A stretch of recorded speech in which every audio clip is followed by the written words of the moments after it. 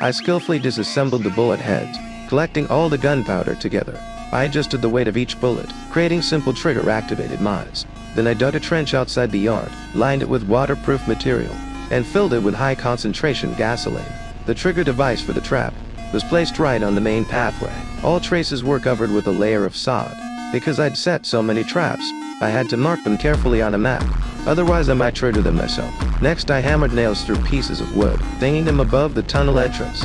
Then I sharpened steel rods one by one, making steel spikes. I laid them under the attic floor. I even sawed off my double-barrel shotgun, positioning it where enemies were most likely to pass.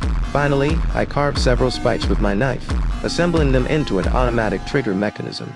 But these traps were just defensive measures. For direct combat, I'd need proper weapons. The combat bow that had sat in storage for decades was now adjusted to maximum draw weight. But the most extreme measure was this. I'd acquired a high explosive mine and a substantial block of C4, meant to cut off the enemy's escape route. I had no intention of letting them leave alive. What drove a 70-year-old man to this point was my adopted daughter. I never had kids of my own, and only adopted a daughter in my old age. But then one day, Emma suddenly said she'd found her biological father, even though the guy was a deadbeat. Out of love for Emma, I didn't stop her from going.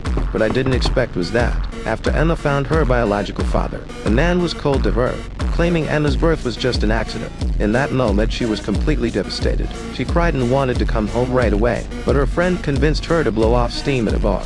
Emma was already feeling dizzy and disoriented, so she went along to the bar. And at the bar, a man targeted Emma. He knocked her out when she wasn't paying attention. When she came to, she was already in the hands of human traffickers. The place was full of kidnapped girls, and escape was nearly impossible. When I heard about Emma's disappearance, it was already the next afternoon. Emma's grandmother said she'd gone to Mexico to find her birth father, but she still hadn't returned. I knew something was wrong. With the address in hand, I immediately headed to Mexico and found Emma's biological father.